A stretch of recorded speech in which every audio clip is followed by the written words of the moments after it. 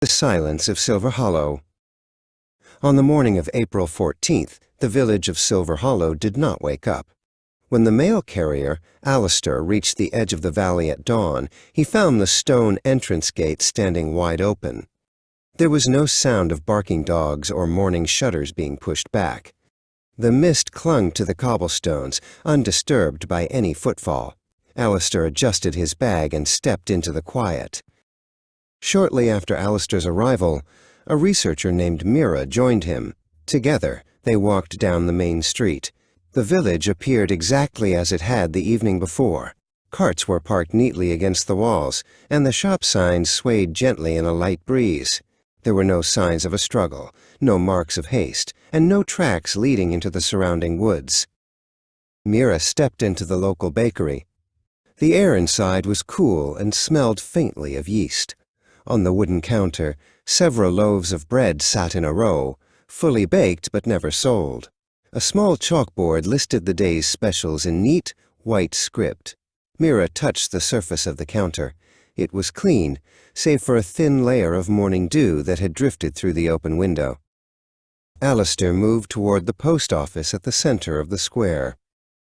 Inside, he found his own desk exactly as he had left it the previous day. However, the ledger where the villagers recorded their outgoing mail lay open. The last entry had been made at 9 p.m. the night before. The ink was dry, and the pen had been placed carefully in its holder. There were no more entries after that hour. In the garden of a small cottage, Mira found a basket of knitting left on a porch chair. A pair of silver needles was tucked into a half-finished woolen scarf. A ceramic mug sat on the side table, containing tea that had long since gone cold. A cat's bowl was full of water, but the animal was nowhere to be found. The village was a place where time seemed to have paused mid-sentence. Alistair walked to the village well. The wooden bucket was suspended halfway down the stone shaft, dangling on its rope as if someone had been interrupted while drawing water. He leaned over the edge, but the water below was dark and still. He called out into the well, but only his own voice returned to him, echoing off the damp stones. Mira visited the stables at the northern end of Silver Hollow. Every stall door was unlatched and swinging wide. The horses were gone, yet their harnesses remained hanging on the pegs. There were no hoofprints in the soft dirt of the paddock, only the impression of the wind. The hay in the mangers was untouched, as if the animals had simply vanished from their spots.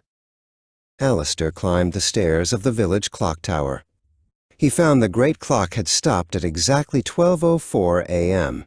He examined the brass gears and the heavy weights, but he found no mechanical failure. The machinery was in perfect order, yet the pendulum hung motionless. He reached out to touch the cold metal, wondering what could cause a whole village to stop at once.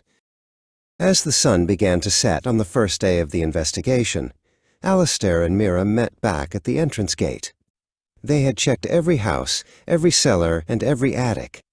They found dinner tables set for meals that were never eaten and beds that had been turned down but never slept in. They found no letters of explanation and no signs of a departure. The authorities would come and go for years, but the mystery of Silver Hollow remained unsolved. The homes stayed untouched, the belongings stayed in their places, and the silence grew deeper with every passing season. To this day, the village sits empty in the valley, a collection of houses waiting for owners who never returned, leaving behind only the wind and the unanswered questions of the morning.